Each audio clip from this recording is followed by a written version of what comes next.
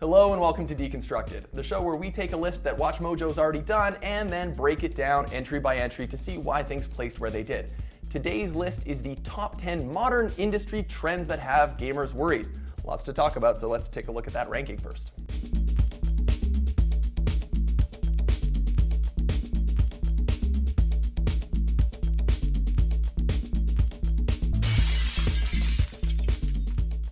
Okay, like I said, plenty to talk about there. So let's meet our very special panel for today. My guests today are Kat and Leah from Girls on Games. Do you want to tell us what that is first? Sure.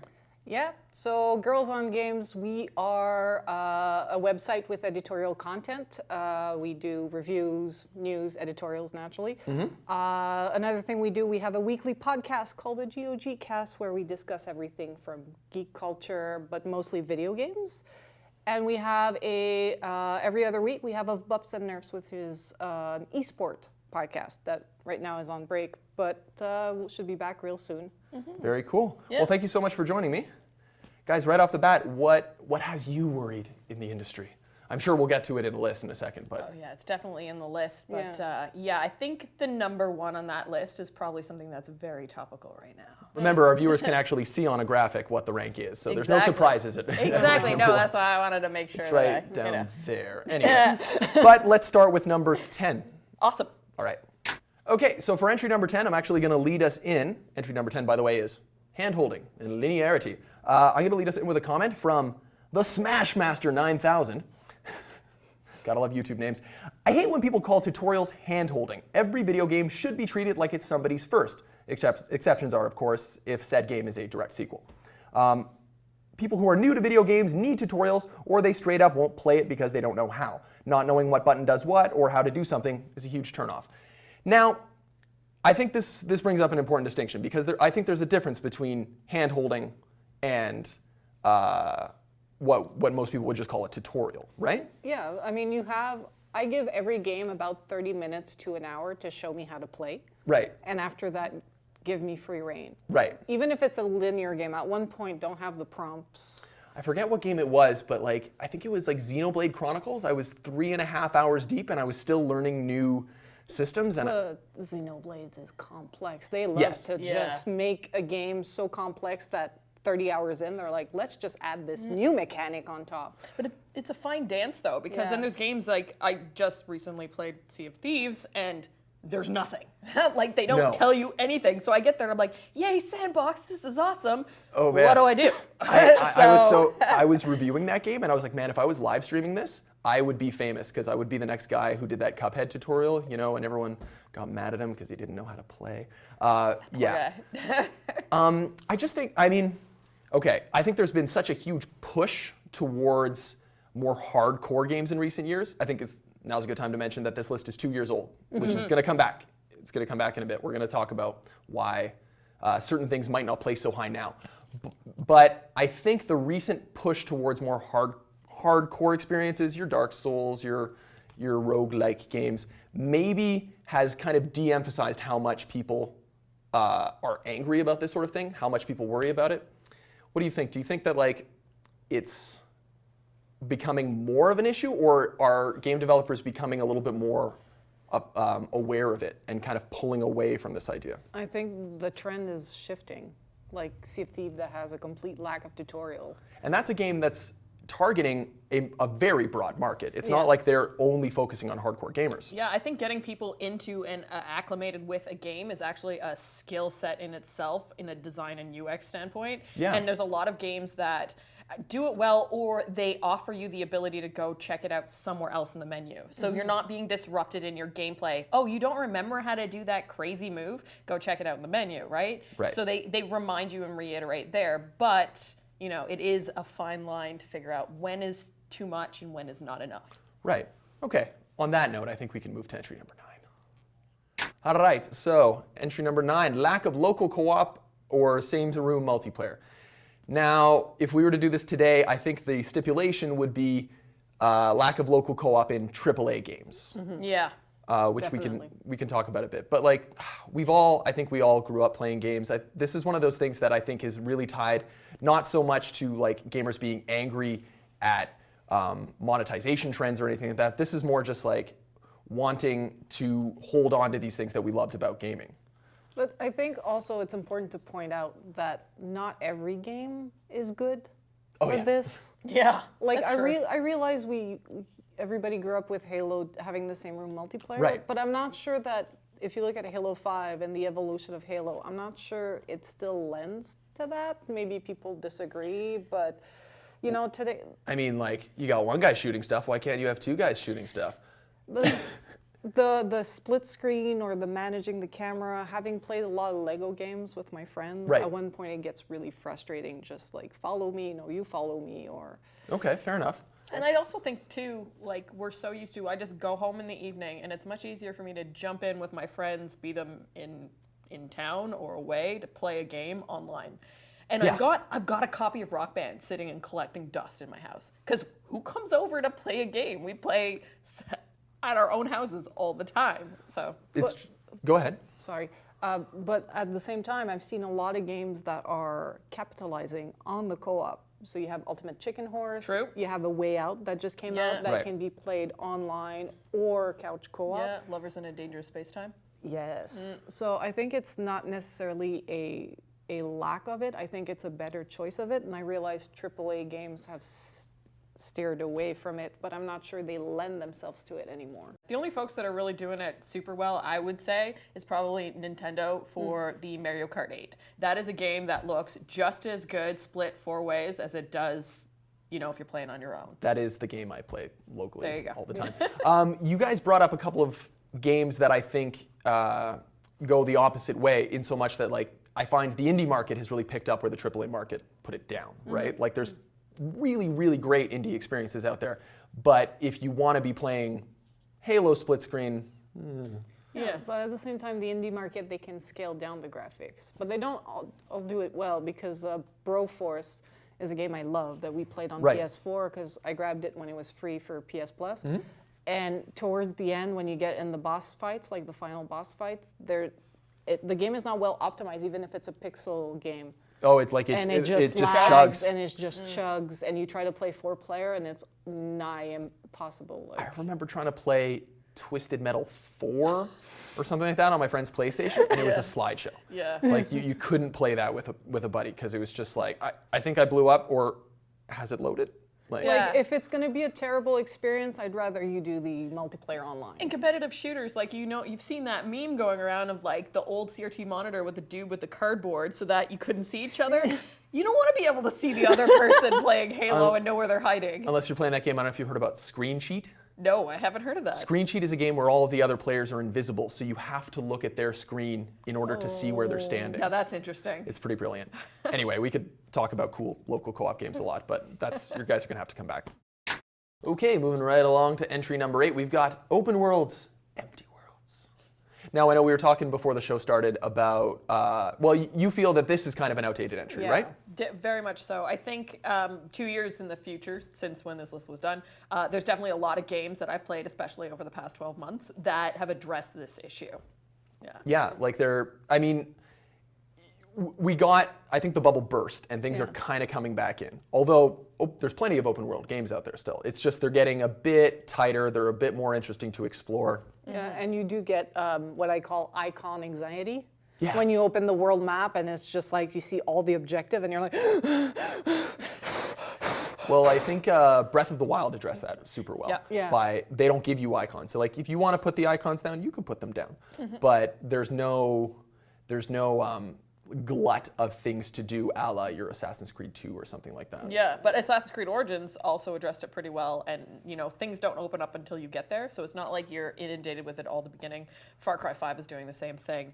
So yeah, I think they've realized the like happy medium sort of to how to make a world feel alive, but at the same time give you space and not make you go crazy. I like Far Cry's system because I'm playing it right now. Yeah. This is 5. Yes. Okay. Far Cry 5, sorry. No, it's fine. Where you do have some key stuff, and as you travel the world to get to your side objective, you discover more, or just by listening to NPC conversation or finding maps. Right.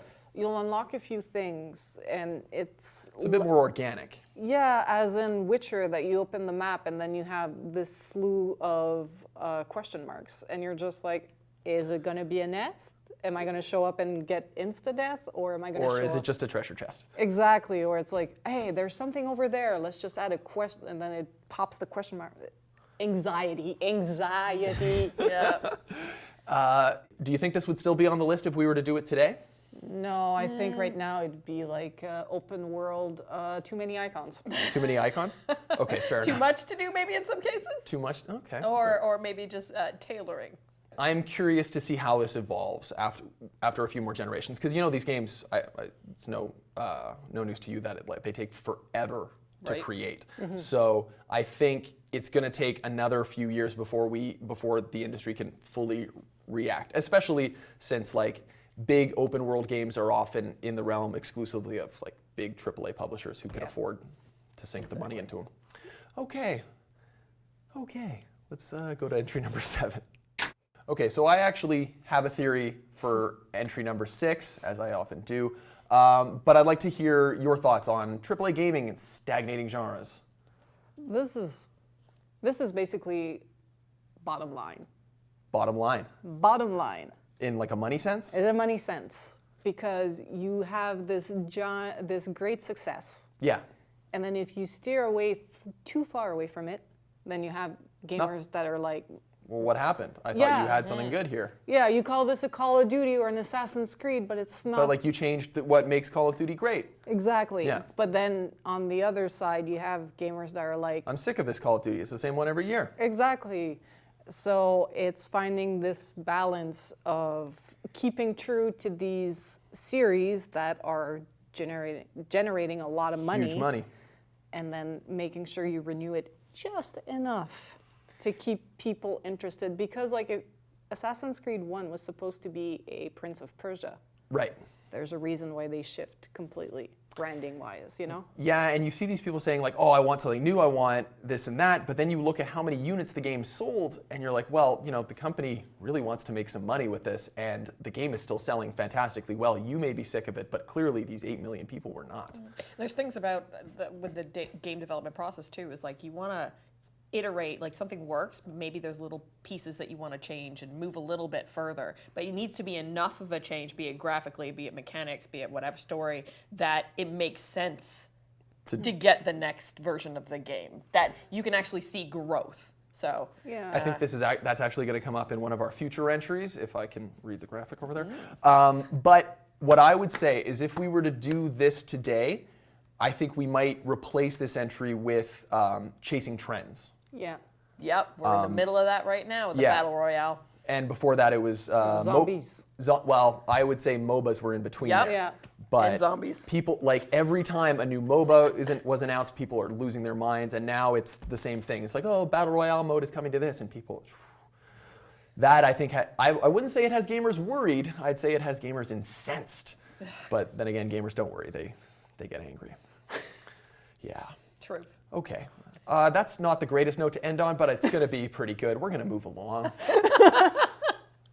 Okay, so for our next entry, I think this is heavily related to what was in the entry before, where we're talking about just the bottom line and this idea that franchises can come out every year, and while some people might be upset, the bottom line supports that there's a market for this, and thoughts? Well, I mean, we see some advantages to waiting. I mean, Right. Pokemon doesn't have a lot of innovation all that much, but because they make us wait 3 years and they tease us Every new with- console generation, essentially. Yeah, every yeah. new handheld. and they tease us with the new Pokemons that we're gonna have. We're like, yes, I want to buy it, but you had a good 3-4 years to Right. miss it.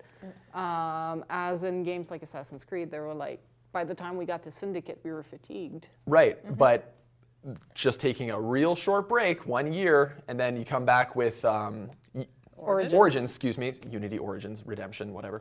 You come back with that, and that was enough time to let people kind of chill and give the franchise a little bit more oomph, I guess. Yeah. It's interesting that you put up a sports game too here on the board, because I feel like sports games is almost like that cliche about buying a new car and it losing half its value by driving it off the lot. As soon as you buy that game, you know that you can't sell it back for anything, right? No, but because like there's a new one coming out Exactly. in a few days. I'm waiting for the date that they turn it into games as service. Of all the different genres that should be games as service, sports games should be it. Yeah, but I'm sure there's a graph somewhere that shows that all of these people paying $60 every year is actually more at this point. Like I'm sure at the point where it will make sense, it will switch over very fast. Because I feel this is actually stunting innovation within these franchises because they have to push new games instead of pushing content updates. Right. Because like if we look at games like Overwatch and Rainbow Six, it's just like they just push new content when they feel it's necessary. And in the case of these games, the content is free or accessible through in-game currency, or you can, in the case of Rainbow Six, you can pay to get these new operators quicker or get their year 3 pass, whatever. These you could easily pay like a base amount every year. So you buy the base game for $60, $80, whatever it is, and then every year just add a $15 and just get the roster updates, or a $10, or... Yeah, I mean... They're already laced with microtransactions anyway. Yeah, they're already loaded with... I mean, 2K18 was the big hot button one this year. That was the basketball one. But to play contrarian here for just a sec, if this was the thing, and this is fully just coming from anecdotal evidence, the buddies that I know that play sports games, those guys... They don't play video games. If you ask them, are you a gamer, they would tell you no. What they do is they play NHL with their friends while they're drinking. And then when a new NHL comes out, they buy that one because it's the new one. It's got the new roster in it. So, and I don't think it bothers them to spend that $60 once a year because they're not spending $60 every few months to get a new game like an avid gamer would. Like I find this, the full $60 model, or $80 if you're in Canada, really, it fits this genre well. Can I counter argument? Please. That's what we're here for. Because my boyfriend and Simon, who does the podcast with us, buy NHL every year, but they're actual... They're gamers. Heavy air quotes, real gamers. They play something else than sports games. Yes. Yeah. Let's put it that way. And for them, they're getting irked because they've been playing NHL, and then they have to buy it every year, and then NHL 17 or 16, I forget. I think it's 17 that happened where they actually cut on content to up their profit margin and to help with production, because when it comes to the EA sports franchise, like who cares about NHL? It only sells in Canada after all. But they were actually super mad because of that. And they were like, at that point, just charge me $20 for the roster update and be done with it. We have to move on. But I would say that those two guys are, because they're more into the gaming discourse, they're aware that they're being screwed. Royally. Yeah, but I would say that gets them a little more sensitive to it. Yeah. But you don't have to be a genius or an avid gamer to know that hey, this was in the last game and you took it out and now you're charging me for it. So what are you gonna do? Okay.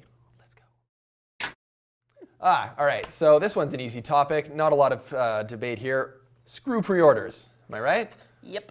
Yeah, that's another one with the bottom line, where we know games are expensive, especially AAA games, and Kickstarter happened, and people are like, oh, we could do the same with AAA games with just pre-orders and bonuses and everything, but you need to find the balance between... I just find it's always so crappy. The thing they give you, this example is just pretty... I mean, it's supposed to be a silly looking suit, right?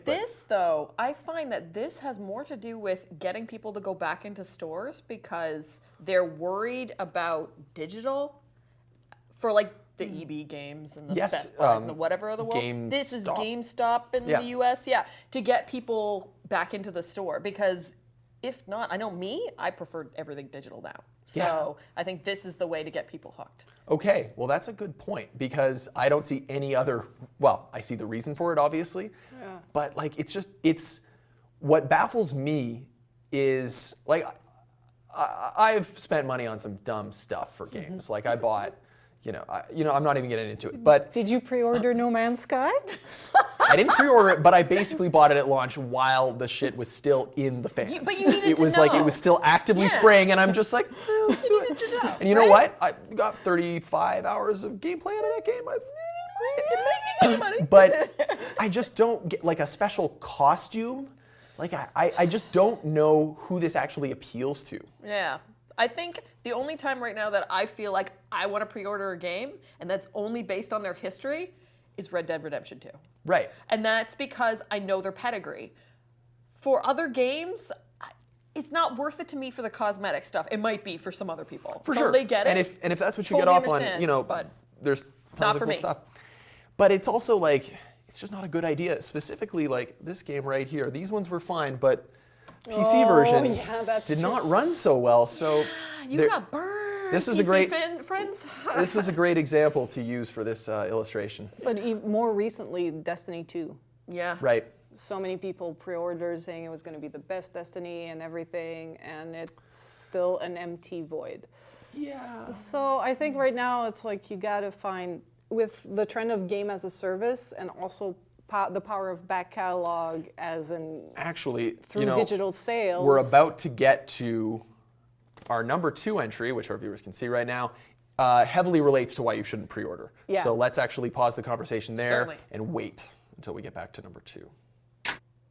All right, so I'm going to preface this one with a little thing about how I think the debate between who is a real gamer and who isn't, and which subsets of gamers are more legitimate than others, is silly. I know we talked about sports gamers before, but I think that's a toxic debate.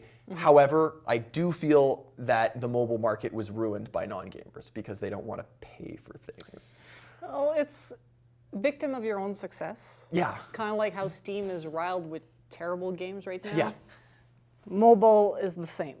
So now there's a lot of extra stuff and just games that are greedy, Yeah. that you don't see the games that respect your time and that do microtransactions well. Here's the thing. I'm fine with paying $5. Monument Valley costs a couple of bucks. Have you guys played Monument Oh, Valley? yeah. I've It is recently- the most wonderful game. I've recently played Florence, which is like it's $6 or $7, and it's an interactive novel. Basically, it's story. But Oh, right. but the simple mechanics, how it ties to the story, it's very moving. It's a bit like playing Journey, but very synthesized to mobile, and Okay. it's beautiful, great experience. I love it. So I think it's just a matter of finding the right games. I Okay. think they've undercut themselves because there's And so sorry, many games that are they would be- free, the developers, because Okay. the games that are free and that cost 99 cents, that are so easy to get, you don't mind dropping 99 cents on something, have actually made it more difficult for larger, more full games that come out at full price. Even like Mario Run that came out at like what, $16 Canadian, $11 in the US.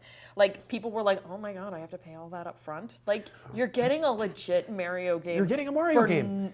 Peanuts. Do you know how much Nintendo games cost on their handheld And they consoles? never go down in price. in price. Never. So, like, they've created a situation for themselves that's going to be really hard to get out of. And also, curation is obviously, like Kat said, it's going to be really hard to find what's good. But I think for me, the big thing about mobile games is that mobile gamers, whether you're casual, hardcore, or whatever, is to not play a game that doesn't respect your time and your money. Okay. So I was playing this this dating sim visual novel thing, and then chapters were behind a paywall. Like it was impossible for me not to pay to move on. Like I couldn't just wait 2 days, accumulate Right. something, and go. I uninstalled. I didn't give you a cent. I'm like, either give me the option to buy the extra content at a flat price, but Okay. asking me to spend up to $30 just to finish this game. That is pretty steep. Or I uninstalled the Kim K game, which was actually kind of fun and kind of mindless, but you couldn't complete properly the challenges without like buying some of the in-game You hit the currency. paywalls too hard. Yeah, exactly. As in Candy Crush, I've been able to play completely for free. Right. And I think another trick with those two is remember that just because it's mobile doesn't mean that you have internet access all the time, because our metros are not connected the whole way. Or- data plans in Canada are not super cheap. I know it's a little better for you folks in the US. But yeah, like if you have to be constantly connected in order to play the next level, Candy Crush does that pretty well. Other games don't. So No, I fully agree. I mean, I get this might be a problem that is only for us here in Montreal, but specifically because of the metro or subway, not always having good internet connection, good data. I need games that are offline. Actually, wait, does this relate to my next entry too? baby. Oh my god! Oh my god! Segue! Let's keep it going. Woo!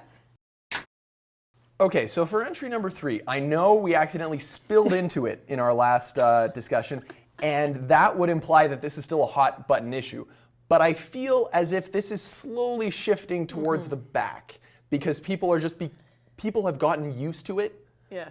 And internet accessibility internet becomes more accessible every day. So I feel like this isn't an anger issue anymore, or at least nowhere near what it was 2 years ago when we ranked this. No, and also a lot of the problems were with server issues. Like if you're going to make a game always online, make sure that your servers can handle the load. Yeah. Looking at you, Diablo 3 and SimCity. Okay, oh my god, what was it, error 36, error 32? The error. Yeah. Yeah, I mean, Sea of Thieves also crashed while I Yeah, was and they trying to went review through it. a huge alpha, beta, testing everything. Like, nuts so. You would think that they would get out the door, but you don't know until the game launches what it's going to be like. But that's an online game. Right. Not a Yeah. game that with a single player mode that you always have to check in Which with. is, I think, if we could actually bring it back to the list, our examples are things like Need for Speed and or SimCity 2013, 2014, whenever that latest SimCity game came out. And people are like, I just want to play with my little sandbox city, man. I don't know why I have to be online. And I think that's what prompted this entry the strongest, is this idea that people were trying to play a game single player like Diablo or SimCity, no interest in doing multiplayer, or at least being like, oh, if multiplayer is not available, at least I could play single player. And sorry. I just remember being at E3 in 2013 and when Xbox came out and they're like, yeah, DRM, always online. And the place was like crickets. Because they were like, that's not what we want. Do we have B-roll of Gamers. that? Do we have B-roll of that? All right, either through the magic of video, we found that, or we didn't. Yeah. But with that being said, that was a big ordeal with Right. the Xbox when Xbox One came out. So you've got to be online all the time. they reverted on that real quick. Yeah. Yeah, now it's just pings. Just like, Ping the server. Check for your cloud save. Hey, you there? Okay, cool. Yeah. Cool. Check your ID at the door, that kind of thing. Yeah. Cool. All right, we're almost done, guys. All right, so we've talked at length about trends that might not be worrying gamers so much these days. Not this one. Not this one. This one is still, games are still broken when they We're come out. salty. Everyone's still salty. The famed day one patch. Oh, did you guys see in Sea of Thieves how you can get the eye patch that's Yeah, the I day got one it. patch? Oh man, at least that was a nice little piece of humor. Say what you want about that game. A little nod to us gamers. The server still crashed, but the game was stable, but the Yes. servers crashed. Yeah. Fair enough. I'm trying to think. Oh yeah, I've been trying my best to play Kingdom Come Deliverance, and problematic issues aside, that game is perpetually broken, and new patches break new things. The forums are it's a bubbling cauldron of rage at all times. So I don't think this is ever going away though, just because companies know that they can fix it. We also now have the underlying trend of games never leaving early access because they're afraid, because they're like, as long as we're in early access, we can have bugs. Just keep we calling can it have beta. game-breaking bugs. And that's always so weird, because it's like, they're just like, and now it's done. And they continue, but like if you look at the arc of progression, it doesn't change, but they're just like, and that's 1.0 right there.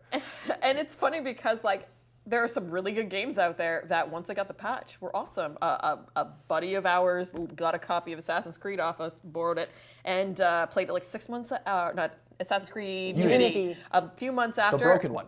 Yeah. And played it, and he was like, "Why is everybody crapping on this game? It's so good." I'm was like, "If you played it when we did, well, let me tell you." So I think this is a problem that's as much to do with like game design and corporate greed, and more with just like this idea that first impressions are super important in the Yep. gaming industry. Like Unity was fixed very fast, but well, relatively speaking, right? But the damage was done. Same thing with something like, well, Battlefield 4. Battlefield 4 fixed itself. Error 36, or whatever, excuse me, that was a server issue, always online. But but the reputation of these games is irreparably damaged a lot of the time. Our attention span is so short as gamers. Like, we've got so much to play out there. There's so many options. It's so easy for me to flip and go to another console, another game, another experience, go to something outside of gaming, that they've got to get me at the beginning, or I'm sorry. Yeah, you have something to say here? Yeah. Yeah, but now we have the trend of game delays.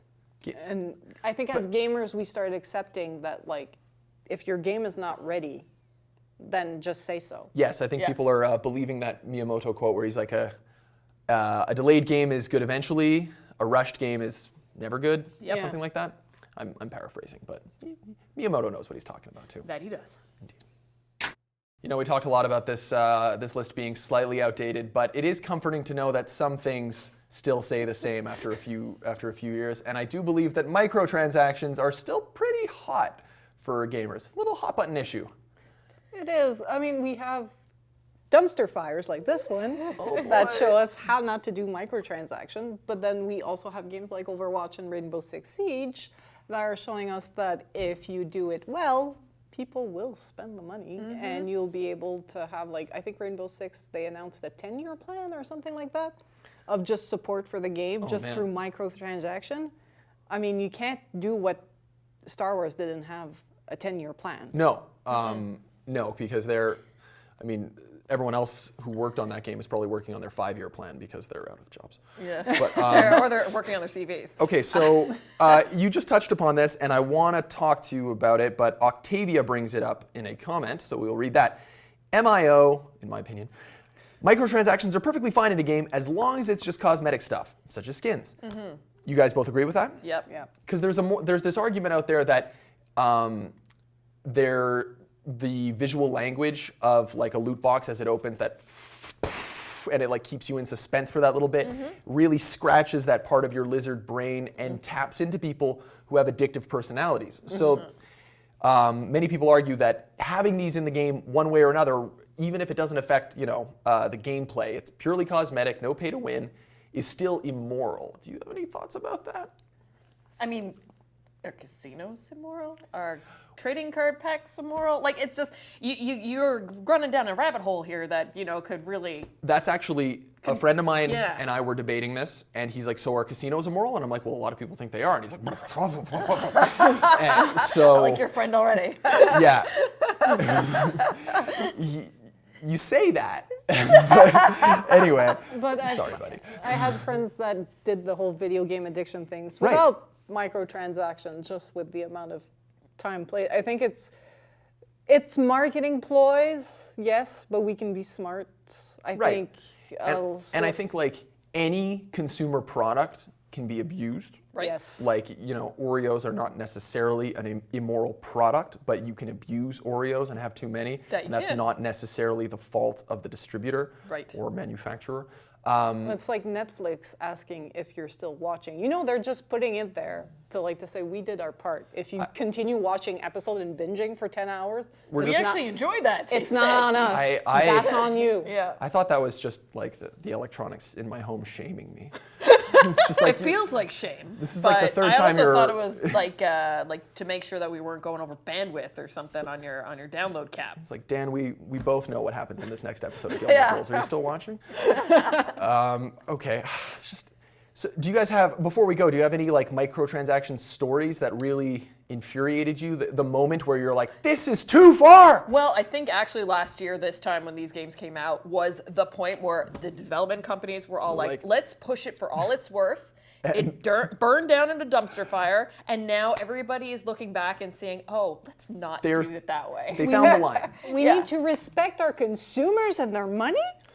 Oh. Well, Yeah, they were pushing to find the line. Yeah. And they found the line. They did. But they had to find it with They hit the brick wall really hard. And if anybody is going to rage on one of the most beloved franchise there is in media, like... And then they just threw it, and then WB's like, hey, we can do it with Lord of the Rings too. Like, because... They just reverted on that too. I know. Both of these games have reverted on that. Crazy. Yeah. A little too late, I think, for those games. There were some tough staff meetings over there, I think. Yeah. By the way, let us know in the comments if you guys have any specific microtransaction stories that really hurt you personally as a person.